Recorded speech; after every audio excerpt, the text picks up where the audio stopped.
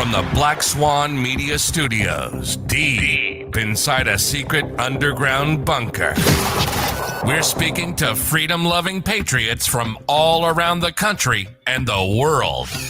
Welcome to the Resistance. This is John Crump, live. Thank you all for the second day of the week. We are in pre-SHOT Show mode. I will be out at SHOT Show, and Flying Rich might be joining me out there, actually, which would be kind of cool because we'll get to hang out with some really, really cool people out in the world of guns. My name is John Crump. I'm an investigative journalist and the host of this little podcast. Rich will not be with us today, but he'll be back with us tomorrow, which will be exciting for his return. We do have a co-host filling in, which I will get to in a second. But first, we are sponsored by Black Swan Tactical. Black Swan Tactical is where you can get really, really cool hats, shirts, patches, and more.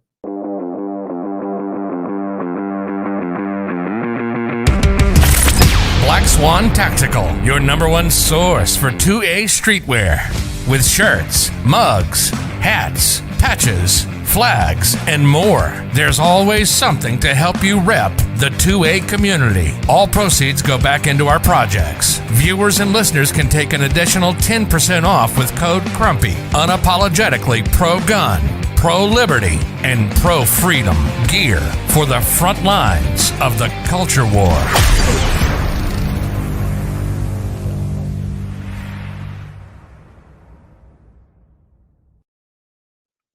Not only that, but we are also sponsored by TUSC. And for some reason, the notification of the live stream has not went out yet. So, yeah, YouTube. It is what it is. But yes, we are brought to you by TUSC. TUSC is a cryptocurrency focused on the firearms market. Proudly sponsored by TUSC, the only cryptocurrency designed with the firearms market in mind, with 3-second processing times. It's the fastest cryptocurrency on the planet. With lower transaction fees than traditional credit cards. It's perfect for your e-commerce needs. For gun guys, by gun guys. Visit TUSC.network for more information and join the digital revolution. That is TUSC. TUSC is a cryptocurrency focused on the firearms market, and our guest today will be talking about TUSC and some other really cool stuff. Not sure if we can share the stuff that's going on, but we've been working on a project, and it's going to be really, really cool. All right. But you can always support the channel by going to patreon.com/John Crump. Let me introduce to you the co-host of the show, the guy filling in for Flying Rich, the one, the only, the true Hoff, Richard Hoffman, BWE, and I do not see an M16 behind you, but you do have a Thompson, which is just as cool, if not cooler.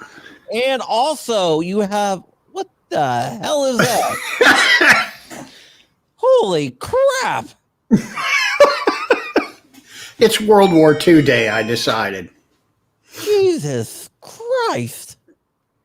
You freaking animal. And I don't know how many rounds of ammo I got. Jesus. Let me bring on Rob. I don't even know what to say to this guy, Rob. The EOTech's a nice touch. Yeah, isn't that a nice touch? Yeah, I noticed that. Don't they make a big one that's like that big that you can put on like machine guns? That would be even cooler. Probably. You just go like this. All right, everyone's dead. Let's go home. Right? No, that's in case they decide to swap me tonight. Is it EOTech or like how somebody makes a big reflex sight designed for that? That would be somebody makes a huge one that would be so much fun. Please do that so I can shoot it. Pretty please. Yeah. Before we go into Rob McNealy, what we want to talk about, let's talk about the elephant in the room. Tell us about the gun behind you. What, the Thompson or the No. the 1919? Yeah, in the 1990, I'm looking at the Thompson and I realize, Jesus Christ, he has the 1919 there. Yeah, I just have people show up and drop off stuff like this. He dropped off this, the 1919. He dropped off the M1 Thompson. That's an M1A1 Thompson. And he also dropped off a 1921 Thompson in the FBI case with all the accessories that I just shot a video for, and I'm going to edit it. What the hell does this guy do? He's a veterinary. Yeah, you're in the wrong business. Jesus. I'm going. I dated a girl whose dad was a veterinarian, and they make a lot of money. Yeah, the 1921 is selling for about $60,000 right now.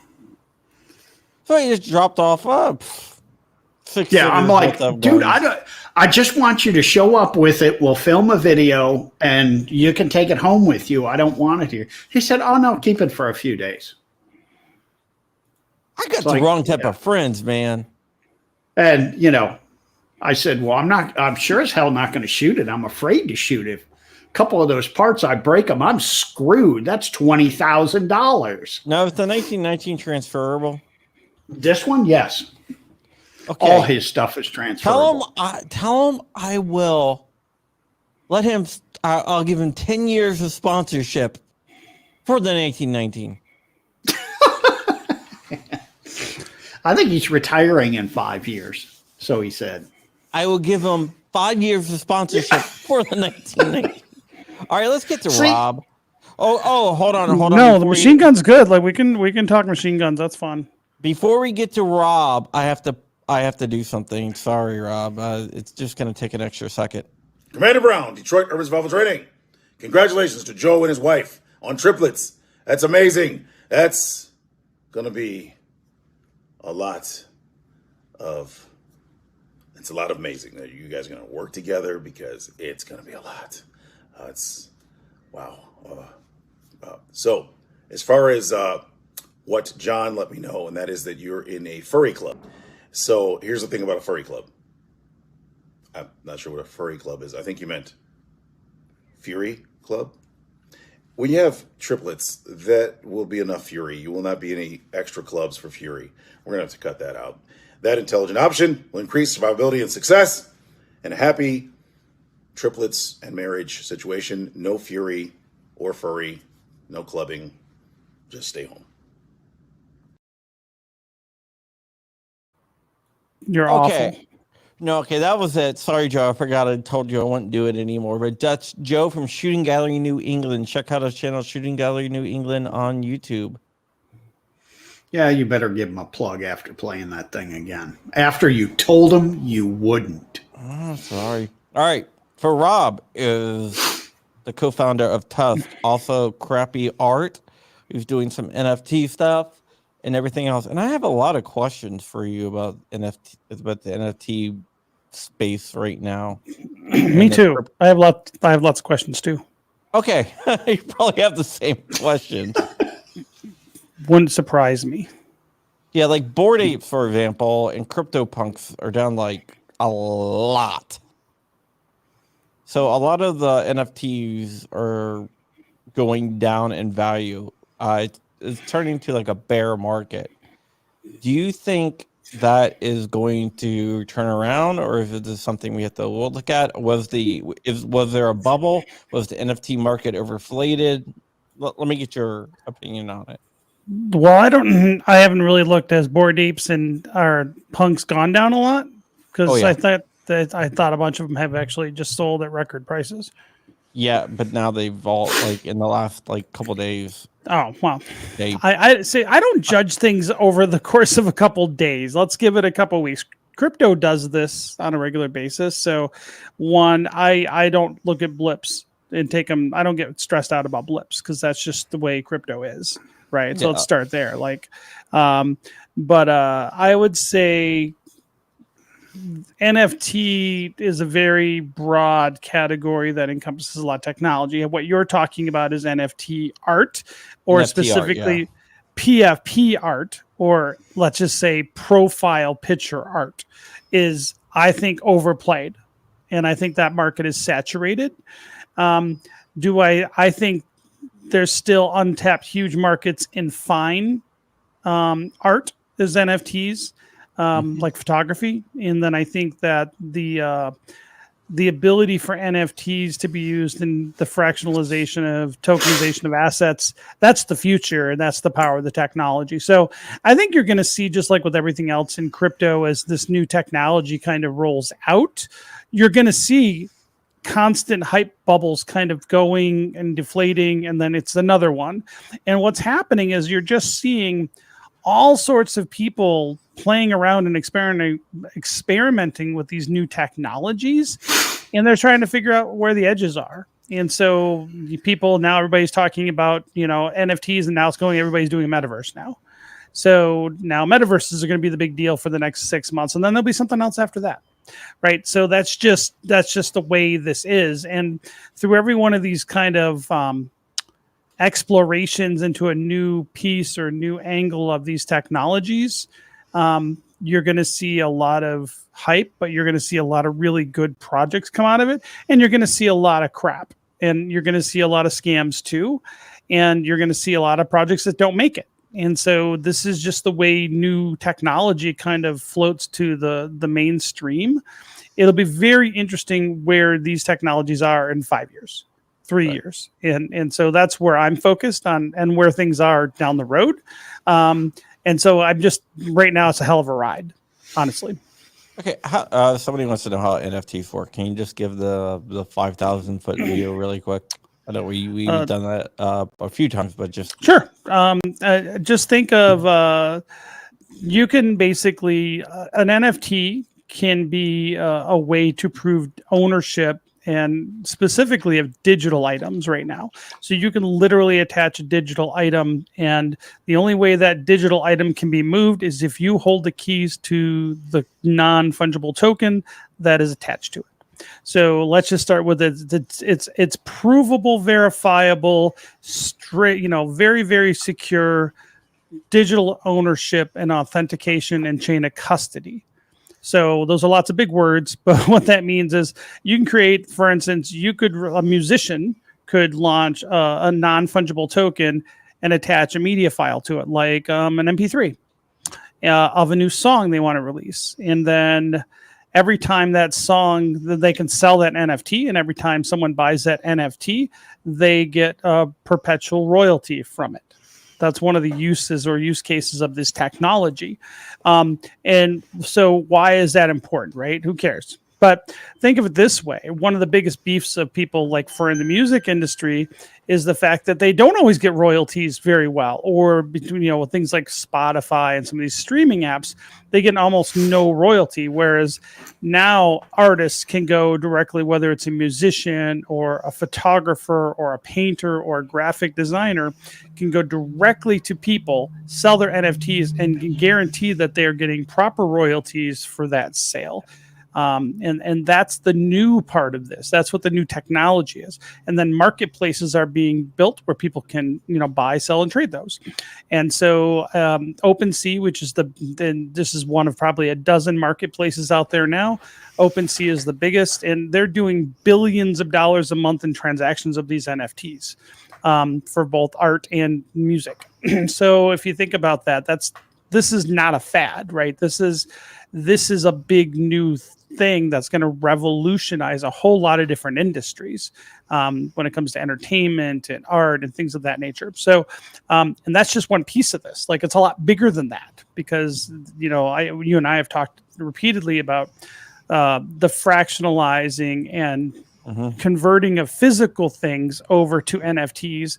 And then those NFTs can represent digital deeds, which can then be traded like stocks. So, for instance, this never happened before. Like, the technology wasn't there to do this. So, for instance, if you had So a smart contract. So what you could do, for instance, is you could create, let's just say you had $100 million gun collection, or a museum collection. And you could fractionalize ownership of that and say 10,000 different little NFTs that represent 1/10,000th ownership, fractional ownership.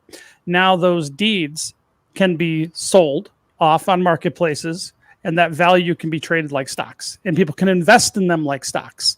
That's never happened before. The only time, so rich people traditionally have been able to invest in art, like fine art, which actually, if you look over the long term, fine art is an incredible investment. It does way better than, normal stocks, mutual funds. But only rich people can afford to go buy a $10 million painting, right? Now, what you could do is you could take a $10 million painting, issue 10 million NFTs as shares, or as a little bit of an ownership of that, and those will be traded over time. So what that does, and why this is revolutionary, it allows middle class and working class people to invest in these assets that typically have only been the ability for rich people to invest in. But it also opens up the ability for someone who owns a $10 million thing to get some. They can sell off a piece of that as NFTs, and now they actually can get some liquidity out of that very expensive asset. So that's why NFTs are really exciting to me, and that is the future, and that's going to change everything over the next decade. Okay, that is a very good explanation to it. I want to shout out G Webs out there. If you get to G Webs' website, he is gun websites. They are looking for a sponsorship. They're looking for about $1,000 to get them out to SHOT. They got almost all of it covered, but they're $1,000 short to get out the SHOT. They have a small budget and a small cast of characters, but they are about $1,000 short. So check out gun websites if you want to help them out in any way possible. Okay. So that is interesting. What you talked about, smart contracts and digital deeds and stuff like that. There was a guy that sold. It was a while ago. He sold some digital like art, and then he changed the end image on the hyperlink in the NFT to something else. I don't know how you could do that. Because basically what he sold was hyperlinks. Okay. And the hyperlink was on a Google Drive that he controlled. So so what he did is he made an NFT instead of posting when he made. Okay, so I know what you're doing. Yeah. So yeah, that's a scam. Yeah, it was kind of interesting. Yeah. So typically, most people who are building NFTs. There's two blockchains typically involved when you make an NFT. So there's a blockchain, which is where the images or digital media is stored. And then there's the blockchain where the token you're minting is stored and moved around. And then when you mint the token, you're creating a permanent link to that file that is on, like, IPFS is the blockchain where a lot of people are storing NFT media. And so, yeah, and you can verify that though. So it's like, that's the thing, like anything else, like I was saying, with a new technology, it's kind of like a new land rush, right? So, but there's also, whenever there's a land rush, there's a scam rush, is that people are trying to get involved for the people that are like, in FOMOing in, fear of missing out. They need to get in, they're excited, they're making mistakes, and they're susceptible to scammers. Shit. Yep. And so there are those things, and that's why I just wrote a few articles for the Truth About Guns blog about a week ago that got published. I wrote a series of 5 articles that talk all about NFTs and how not to get scammed and how to get started. And so there are smart and safer ways to do these things, but it's just something that a lot of people are rushing in and not really learning what they need to. I'm going to get the proposal written. It's probably going to go in tomorrow, but on one end, it's totally official. I don't know if you want to announce that here or not. No. Okay. Dog and Pony Show is on 10:30 a.m. on the 19th at SHOT Show. 10:30 a.m. on the 19th. Yes, sir. Make sure that you tune in. This is going to be awesome. I'll be there. 10:30 a.m. Yeah. Pacific. Yes. I'll come. So it's going to be a real dog and kind of pony show. So we just need to get some dogs and ponies. We'll be all set. Yeah. We'll make sure it happens. Yeah, I'm helping out a little bit with that, but I guess we'll find out about that later. Now everybody's wondering. They need to wonder, but that's this. They've got to build the suspense. It's like a big deal. It's gonna. So all I can say about it, it's going to be our biggest kind of partnership deal to date with the project. So, and we're announcing it at SHOT Show, and we have a few more we're lining up for after SHOT Show that are also going to be exciting. So, I'm excited. That's all I can say. That's all I can say because I'd love it. I'm chomping at the bit, man. I'd love to like spill my guts right now, but I said I figured you wouldn't be able to, but the journalist part of me have to ask. Those stupid journalists. Yeah, I know. All right, I want to talk about a story that I broke. You're always breaking stuff. Yeah, why do you break so much stuff? Because we have Rich that crashes stuff, so I have to be the guy that breaks stuff. Actually, I'm going to take flying lessons. From Rich? God. Not from Rich. Hell no. No, don't do that. Hell no. If that's the case, you'll see BWE here one day. The Hoff will be, hi, I'm the new host of John Krappy Live because him and Rich went down somewhere over the mountains and they're still trying to locate him. Hey, when you fly by, can I try to hit you with the 1919? No. Why? Fine. What the hell's wrong with you, man? It'd be exciting. Mental issues. All right. So, unfinished frames and receivers. This is on AMLN.com, and also John Krappy News has a video about it. Why are you pooping? It's not me. It's my editor picks the pictures. He said he had the perfect picture for it. And apparently, yes, he does. Looks Okay. like you. So the ATF said the reason for the new regulations about unfinished frames and receivers, what they call privately manufactured firearms, or PMFs, was because the PMS? PMFs. Because okay. shout out to Polar Knights, are the second farthest away. They are from Scandinavia, but the ATF said the reason for the new rule was on privately manufactured firearms was because the numerous requests they got for clarity from licensees, FFLs. So, GOA, chicken farmer Rob Olson, my friend and lawyer, decided we wanted to find out exactly what the ATF considers numerous. Because to me, numerous could be 3. To you, numerous could be 300. Merriam-Webster says it's like a big number, basically. So we did some FOIAs, and we got all the requests from FFLs that requested clarity about the PMS, right? Guess how many that we got? 20. That the ATF received. 20. BWE, give me an answer. 30,000. One request from one FFL to one IOI, industry operations investigator, about one privately and unserialized firearm. Okay, ATF has called me more than that, asking me why a certain gun doesn't have a serial number.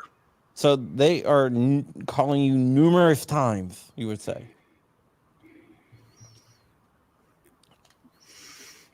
Now, what's this going to do to all the guns that are out there?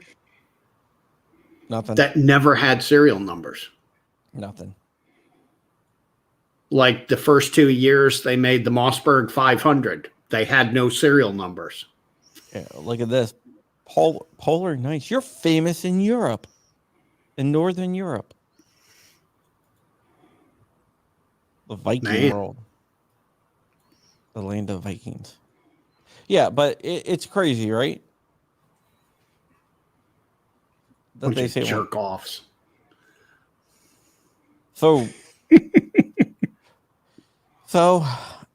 I've given up on the ATF. Hey, can they do a ruling? Because I've called about 500 times to ask them when a piece of tube becomes either a receiver or a suppressor tube, and they won't answer me. Oh, I can tell you that. We don't call us Vikings anymore. We lost that copyright. Oh my goodness. Yeah, that is going to change. I mean, that part of the role is set in stone basically right now. What they're going to do is the moment that you look at a tube and say, I think I'm going to turn that into a suppressor. It's going to be a suppressor. So it's Schrodinger's suppressor. I'm supposed to register a 12-foot length of DOM tubing when I buy it. How's that work? Once you cut it to the final length, I guess. No, you said once you know this is the question I've been through with them hundreds of times. Well, when exactly? Okay, and they said, when you know. Well, when I buy a piece of DOM tubing a certain diameter, I know it's for suppressors and machine gun tubes. Yeah, but what they're going to say is you say, I think I'm going to make 8 suppressors out of there. Then you have 8 different suppressors in that one 12-foot tube. But I don't know how many I'm going to make out of it because they're all different lengths. Well, then you. So when it comes to suppressor tubes, what's better, length or width? Both. Volume. Volume is king. But massive girth helps. That's what I've been saying for a while. Yeah. Yeah. Yeah. It's not the length, it's the girth that does the rocking. It's the motion of the ocean, baby. No, if you think about it, the part is not that far in. I'm not going to get into this. We're probably going to be demonetized already. Just the tip? We already are. It's just the tip of the suppressor that matters. Yeah. Yes. Polar Knight says it, just as my wife says it's volume is best. It's volume. Oh, damn it. Oh my goodness. It's going downhill. Something I don't have to ask my wife. Yeah, it is going. Damn it, guys. Now we got like volume is king. What about Gert? Gert. I know her. Chuck Norris gun clubs have showed up just in time for the dick jokes. And Gert, this you is just why rattle we around can't the have sides. you on with the safety doc. Is there a better time to be on? No, the safety doc is very G-rated, and I wanted to have a Hoff on, and Rachel's like, no. Oh, no. Rich told me that he was like, yeah, no, we can't have Hoff on, man. I was like, oh, okay. I'm shunned. He was like, I love Hoff, but you're gonna break somebody. Yeah. So like Hoff have an open invitation for this show whenever. I just want to give a shout out really quick to Hoff's video about cancer. I know I did that yesterday, but Rob, if you haven't seen it, you really have to take a look at it. It's a 100% great video. It's a real tearjerker. It is. I cried. That sounds sad. Yeah, but it's a very important video, and it's not getting as much play as it should. No, I don't understand that. I guess people just don't care. They don't care about themselves. Night Strike, you're welcome on anytime you want to come on, bud. Yeah, I don't know. It's not what you said that one night. You said no, you can't come on. Why never said that. Rich did. Oh well, I'm not. Never mind. It was Dark Barker King. Okay.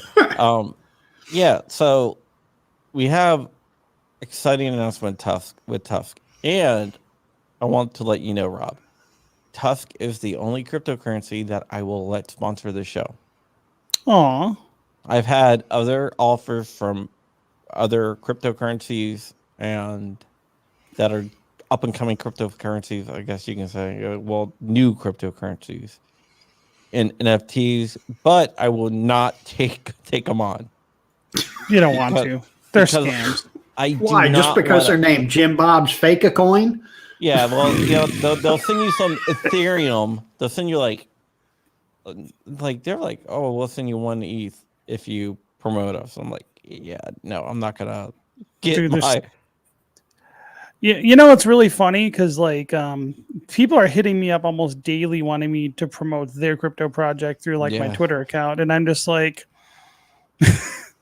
well, how much? No, but the thing is, and I'm not opposed to helping other projects and stuff that are doing good stuff, but so many of them are just scams. They're just scams, and I'm just like, no, I don't think so. Just would you guys promote my new crypto coin?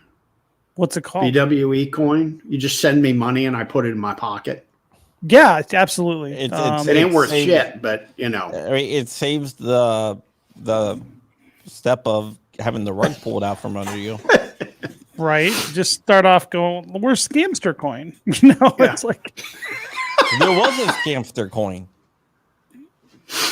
Dude, people it turned out to be a scam and people bought it anyway, or a scam coin or something like that. Dude, I was in I go on a Clubhouse app a lot, and I was in a Clubhouse app, and someone was talking about how she was mad that she invested in Bitcoin 2 months ago, and she's mad that it hasn't gone up in price because she wants liquidity out of it. And I'm like, you're investing, and in 2 months you're mad it didn't go up, and now you didn't have a moon in 2 months, and now you're like one.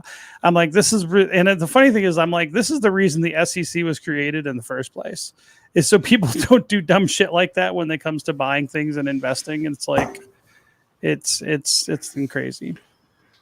Well, if I wanted to make money then, I would have invested then. I want to make money now. So that's why I invested yesterday. Why hasn't it doubled in price? Yeah, Vanessa Kitty says, new crypto, send me cash, I'll send you a rock. And that would be a lot more than what you get from a lot of. Yeah. There literally was NFT rock launch where they actually made NFTs of rocks, and it sold a bunch. Oh my God. Yeah, I've been on this crypto train for a long time, and all these new people are coming onto it, and they don't even understand what the hell it is. Nope. It's really interesting when you hear something like, I want to buy 5 shares of Shiba, and I'm like, yeah, you should not buy Shiba. You should be you need to get out of debt. And this is not the place for you. You cannot afford this. But people are, and I think the problem with a lot of crypto is that you literally have people that have never invested in anything in their entire life, and they're really taking the lottery ticket approach to it. They'll literally think, oh, I could be a millionaire. And they think that it's reasonable for people to throw, $50 at something and make $1 million. And it happens overnight. I'm like, that's not the real world. And yeah, maybe there's stories of a handful of people that are doing that. But the fact is, most of the people that are doing that are losing everything when they do it. They're getting wrecked. And no one wants to talk about that, but that's the reality. And it's because they haven't learned basic stuff around investing before. So they're treating it more. And when you literally just say, oh, I like the sound of that, and you throw $50 at it, that's not investing. right? That's gambling. That's like really, it's like the magic thinking or like the scratch off, right? You might as well just go buy scratch offs because it's the same thing. And that's fine if you know what that is. It's fine if you have the money to throw at it and you have a budget. Look, I have a little bit of an account that I call it I have my own personal shitcoin slush account. I'll throw $100 or $200 a month into that.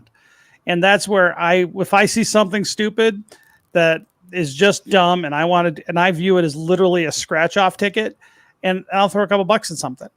And it's funny because like I've done 2 little bullshit investments and I lost both of them. They were just both rugs, right? So it's like, but I don't care because that's what that is for. But last week I just made a big buy in Bitcoin because I bought the dip, and that's already creeping back up. So to me, there's a big difference between investing and in gambling. Investing is that you buy something that you think is going to go up in value and you're going to hold it for a long time. Gambling is a very different thing, and that's what most people are doing in crypto right now. And by the way, when you gamble, you typically lose. So just understand that. Yeah, what I do is I ask people when they ask me, it's like, what you need to do is ask yourself, does this crypto solve a problem? Or does it have a function? And if it doesn't, then like TUSC. TUSC is for the firearms market because banks hate us. And eventually that we're not going to have banks to go to.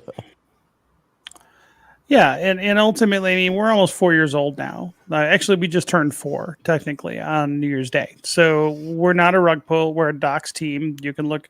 In fact, I've been working on the website. You can see our team and our advisors. We got reputable people on here. We've been here for years. We've never sold coins or tokens. It's hard to scam people if you've never taken their money, right? So it's like, I'm like, I can't sell you something if you wanted me to. Like, even if I wanted to sell you something, I don't have anything to sell you. We're just trying to build something to solve a problem in an industry I care about. And ultimately, we're doing that both on the payment side, and now we're moving into this NFT space because I think there's some amazing use cases with that. But ultimately, we're here. We're not just focused on trying to hype people to buy something, and we're not selling anything. So if you want to buy TUSC, you got to go to an exchange and buy it there or buy it from someone else who has it. But we're here just trying to get people aware of it, educate people about crypto. But we also know that this is going to be a long journey, right? This is not something that, any industry is going to adopt overnight, especially the gun industry, which tends to be slow to adapt new technology. But we know, just look ahead 5-10 years, where the regulation is going to be, where the gun's going to be, where's the gun industry going to be, and you tell me, what are you prepared for? And so we see what's coming, right, in that coming down the road at us. And what else do you got as far as other than decentralized technologies and cryptocurrencies to protect your social media, to protect a way to do business and do commerce? There is nothing else. And if you're not looking at these things, you're not forward thinking. Somebody says TUSC won't make you money, and that's not the use case for TUSC. So, like I said, I'm not pitching anything, but, I will say that, I don't know, we did a 7X over the last 12 months. So, but I'm not here, telling people that it will go up in value, but I think that if we, as it gets more popular and people buy it more, the price will probably go up for a while. And then once it reaches an equilibrium, it'll stabilize on its own as people start using it. And that's the goal. We want people to have this. We want TUSC to have a stable price at some point. Yeah, it's to be used. Exactly. We want TUSC to be used. It is not a stable coin, though. It does fluctuate. It does go up and down in value based on demand, supply and demand, just like any other commodity. Okay, I got a question for you. What's that? Sorry, I just got distracted by something. Shiny objects in the room. I got a squirrel. Yeah, exactly. Squirrel jumping through the window. No,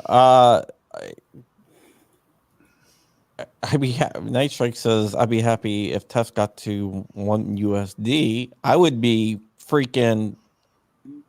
I would have my private island.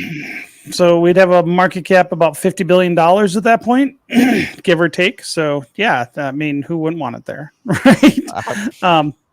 Yeah. So we'll see where it goes. I would have a car with 2 of those 1919s mounted on it, driving around in the Unicorn, which is my dream car, by the way. The Watacorn? Unicorn, man. What is a unicorn? 1,400 horsepower, 1965 Mustang all-wheel drive. Never even heard of such a thing. Oh. Who makes that? Unicorn or it's a one-off. Oh, okay. That's what. Gotcha. Oh, 2,000 horse, or what is it? This is crazy. You want a custom car? Mustang. That's pretty sexy, though. I think I would take it. Yeah, it is. It's badass. It has like freaking big ass turbo sticking out of it. This is what I would buy right here, the Unicorn. I think I need that.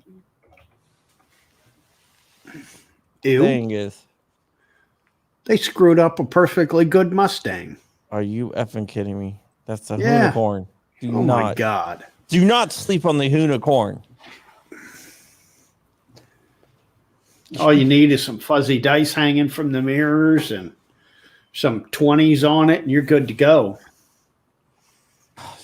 Or 22s or whatever the hell they're putting them on now. Yeah, I think that's kind of cute. I'd rather it be wrapped in a 67 fastback, but that's just my own personal preference. Yeah, dude, you want everything under the hood and tucked in. And you want the body kind of beat up a little bit. Yeah, dude. No, then you get these damn kids, thinking they're hot, and you just stomp on it and light them up. Here. This is what I'm talking about right here. Watch this. I don't hear anything. You will. Look at that. Look at that. Pitiful. That's what? Pitiful. Are you kidding me? Like Fast and Furious? What is that? No, they do where they go drifting around cities and stuff. Look at that. I think you would shoot your eye out. Yes. No, I would not. I'll be able to handle that power. Yeah, right. You're so funny. Look at that. That thing is just has so much power, it just like flies around. That's all-wheel drive too. Yeah. Kim Block. It's a Kim Block car. I handle 400 horsepower just fine, thank you. Check this out. Yeah, but like a Toyota Sienna has that these days. Yeah, true. And if you're spinning the tires, it ain't worth a shit because you're not getting the power to the ground. Well, the whole thing is what they do is to drift the car. No, you want a car that will not break the tires loose, will just launch itself. Yeah, but I want to be able to do that. You can do that in a 77 Chevette. I did. If you know what you're doing. Chevette. What happened to John? He didn't like the Chevette joke, I guess. I guess not. I broke a Chevette in 4 days. Did you really? I did when I was in high school. Like the thing is, like, that's one car that did not make it. Like, there's no Chevettes driving around anywhere. No, that was a piece of junk. It's pretty much everything in the early 80s was a piece of junk. Yeah, pretty much. like late 70s or early 80s were like awful for cars. Mm-hmm. I remember from the Detroit area. It was awful time for cars. Yeah. I mean, they're like, yeah, it's got 180 horse in this sports car or whatever. Like, no, it doesn't. Yeah. That's not a sports car. Well, here you guys go. Hold on, I'll show you this. There we go. Let me just share my window here. Look, this is a 14-year-old driving the unicorn versus a Ferrari. Let me just show. All right. So, yeah. So, like, this is a 14-year-old that drives it and destroys the Ferrari, the twin-turbo Ferrari. Let me just see if I can find it. Dude, there's not many cars out there in the world that have 1,400 horsepower, regardless of who makes it. Look at that. I mean, it's a Watch dragster. Yeah. I mean, okay, why would you even put a Ferrari in a drag race? Yeah, That's not what they're built for. Just destroys it. Yeah, they're also putting, a drag car against a production car. That's not really a drag car. No, that's not a production car. I mean, it is, Ferrari but it has isn't? it has two. Look at the big turbo sticking out of it. Okay, Ferrari's not a production car. No, I'm saying it's not a stock car.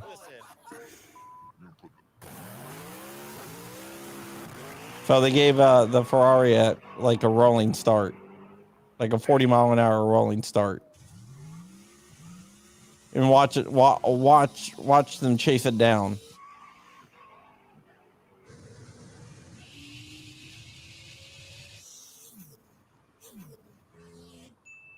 Okay, any idiot can drive in a straight line, John.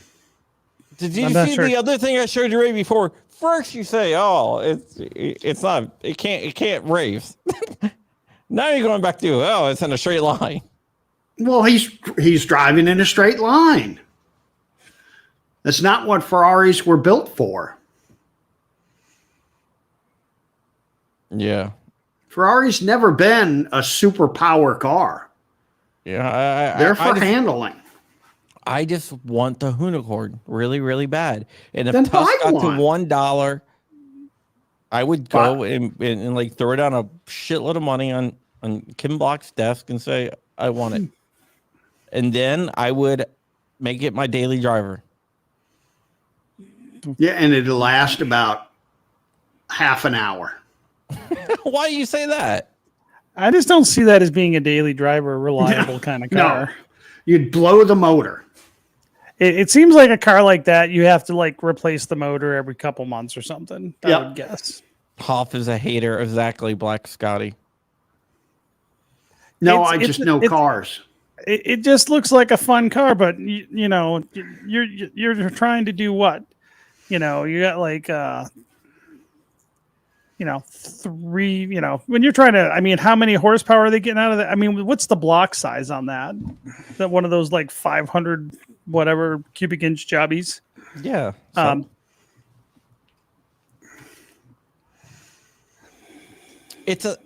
is a safe investment.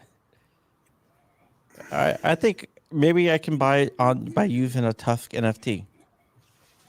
Maybe, and I would support that. We'll make a big stink out of it when you have enough money from TUSC and it's at $1, whatever you're talking about. I will be happy to bring an entire film crew to watch you blow up this like $500,000 custom one-off car, because that would be fun. And then after it's dead, then we can go shoot it with machine guns with Hoff. Oh, I can get all kinds of cool stuff to bring out and shoot that up. No, yeah, absolutely. We're not shooting the unicorn, no matter I what. might even be able to get a minigun for that. I will rebuild it over and over again. Minigun on a helicopter, even better. You guys are sick. Well, I know where to get a minigun, and I know who's got a helicopter, but I just got to mount the one on the other.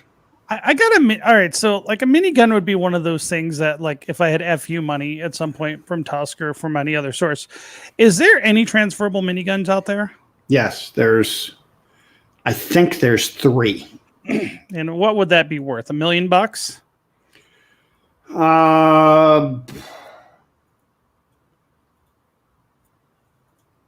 No, I don't think it's worth that much. I mean, I'm sure if one sold today, one sold about 5 years ago, I think. This was the last time one sold, and I think it sold for about $250,000 or something. Wow. GWeb says no one sells a transferable minigun. It depends. If Tusk gets to $1 Yeah. share, Yeah. I'll be able to throw that down and walk away with it pretty. Easy. So, see, what I would say is instead of a Chevette, we go and go full on like Gremlin, and then you put the minigun on and then you put the minigun like out the back. Of the little so the hatch comes open and just light it up. Yeah, that's what I'm thinking. And then you could just put put some 403 AMC hopped up motor in the front, put some, big old 671 blower on it. Yeah, yep. I would drive around slow as hell just so someone tailgates me, just so I can hit the button, have the minigun pop out. I don't know. I don't know. I got weird ideas. There's still a part of me that's just like a ridiculous 14-year-old boy, and that stuff just sounds cool. All of us are. All of us are. Or maybe I just need to like set up an SOT and then do it anyway, a lot cheaper. Yeah. You're an SOT, I assume, right?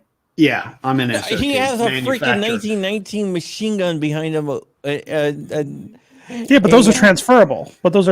Yeah, but you don't need an SOT for that. No, but have you ever seen his other stuff? The other problem is I'm following him on. I've been on his channel on Mines now. I repost his stuff on Mines. You know, the problem with like a minigun is just getting the parts. It's expensive. So you have to just basically make the stuff yourself. Yeah, you know, you got to make the receiver yourself. You can buy the other parts, but you know, you see a parts kit come up maybe every couple of years, and they're real proud of those parts kits. And they're usually, you know, the bores are all shot out in them, and so you need to get custom barrels made or something. Yeah, you know.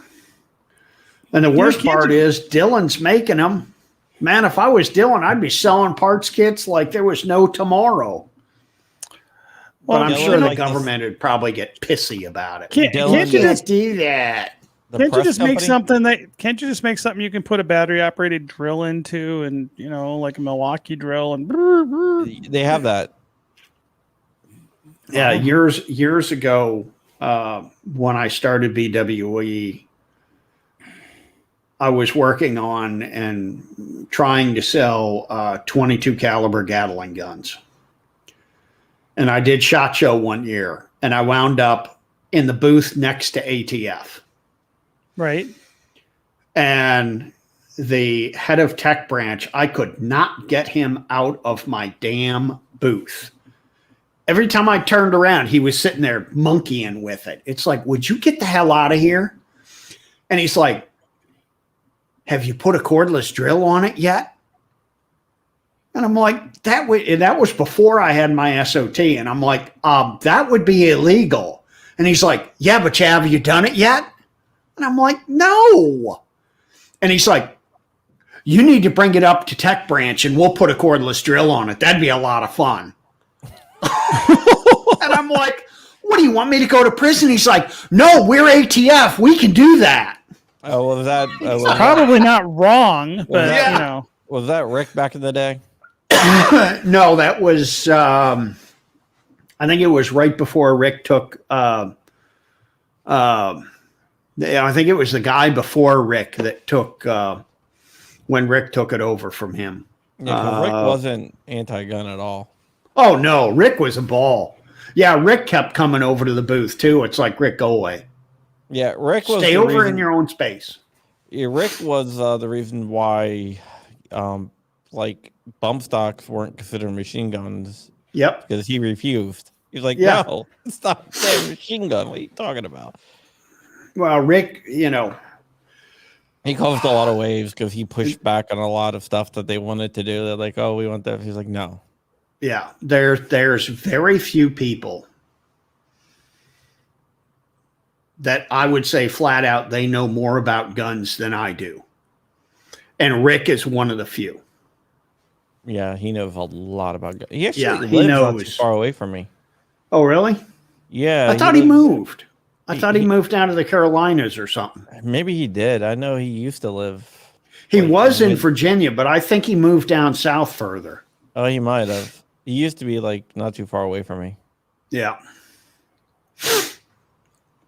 Yeah, because he fought like when they were talking about bump stocks. He was like, "No," I was like, "I'm the guy who said they weren't machine guns and they don't fit the definition of a machine gun." He's like, "ATF should not reconsider this," but they did. They're idiots. They got a bunch of bureaucrats in there who don't know shit from Shinola. Yeah. Yeah, it just goes to show you that sometimes they're not all anti-gun assholes. No. There's a lot in ATF in the lower ranks that are not anti-gun. It's just the anti-gun assholes now have control of everything. Right. The higher. It's, the problem really becomes when you get into the damn bureaucrats. Yes. They're all anti-gun, They're whatever the administration that's in power tells them to be. Yep. So I wouldn't say they're anti-gun. They're acting as anti-gun because of an anti-gun president, but they will act in whatever manner the person in power is because they want to keep their cushy jobs.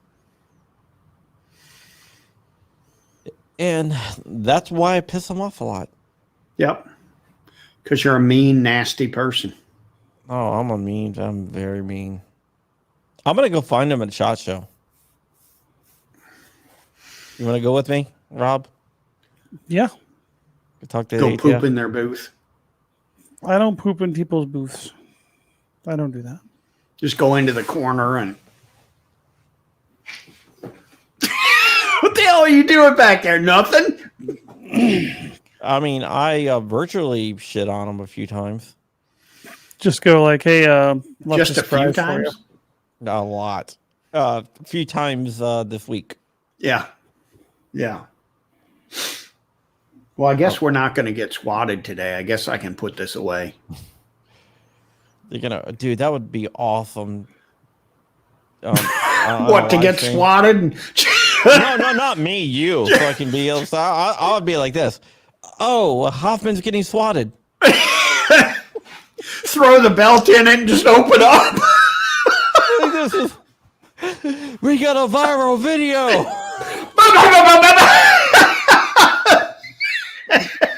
He's not even aiming at the door. He's just going along the wall next to the door. Yeah, copyright John Crump. For youth, contact me. You think we'd get canceled? I would be selling that shit everywhere. Oh my God. YouTube would have a heart attack.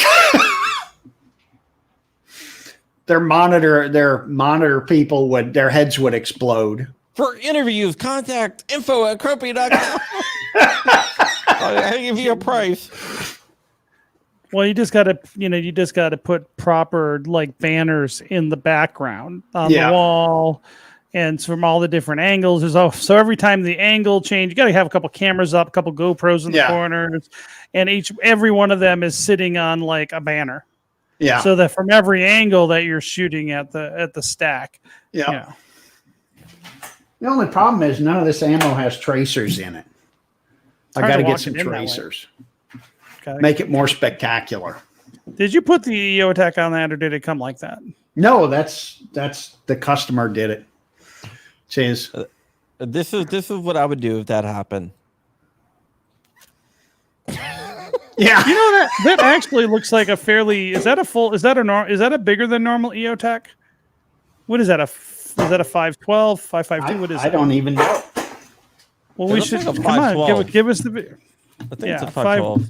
512 or 552. It looks like, but it's hard to tell what the size matters. No, I think it's the 512. The only difference in a 512 and a 552, I mean, it could be a 552. 552 Does it is say night on it vision. anywhere? Yeah, you. All it says is for police use only, military and police use only. You have to look. It's probably like the only difference between the two that Rob was talking about. One is night vision. One isn't. Oh, Night vision capable. If you look at the back, there should be a button. Is there a button? There should be 3 buttons or 2. The one should be a round button. Can you push it? This says NVIDIA or something. there's 3. There's 3. That's 552. The 512 only has it doesn't have. It's not night vision capable. Oh, why would you not have a night vision capable one? And they're saying they're the same. They're just the same form factor. Probably because with a 1919, who the hell needs a night vision? Just load some tracers in it and light them up. All right, guys. Well, I got to get to a Cub Scout meeting here. So people let you around their want kids. to borrow the 1919 for the Cub Scout meeting? I'm also a soccer coach too. So there you go, and a basketball coach. So there you go. All right, guys. Thank you so much for joining. Hoff, tell everyone where they can find you. You can find me on all the social medias at whatever version of BWE firearms they make me use. And you can find me on my website at bwefirearms.com. And Rob McNealy. Well, if you're interested in cryptos or NFTs, you can always go to our website at TUSC.network. That's TUSC.network, TUSC.network. And if you want to reach out to me, you can just type in my name, Rob McNealy, into Google, and you'll find lots of things. All right. Well, there you guys go. We will be back tomorrow, and Flying Rich will be back with us. That's Hoff, too bad. You are welcome to come on if you want. It's totally up to you. With Rich? Yeah, I can see your point. You know, I don't know. Just let us know, and I'm not sure who will be on tomorrow. Give me 1 second. I might be able to tell you. Flying Rich. Oh, Rich. He does all the booking, so don't know who's on tomorrow. He's your bookie. Yeah. Oh, Scott Roll from 22 Mods for All. There you go. That should be very interesting. All right, guys. Thank you so much. You can check me out at John Crump News, John Crump Live. Go to crumpy.com for all my links. Remember, stay ever vigilant, stay ever free, keep in the fight, and Wolverines.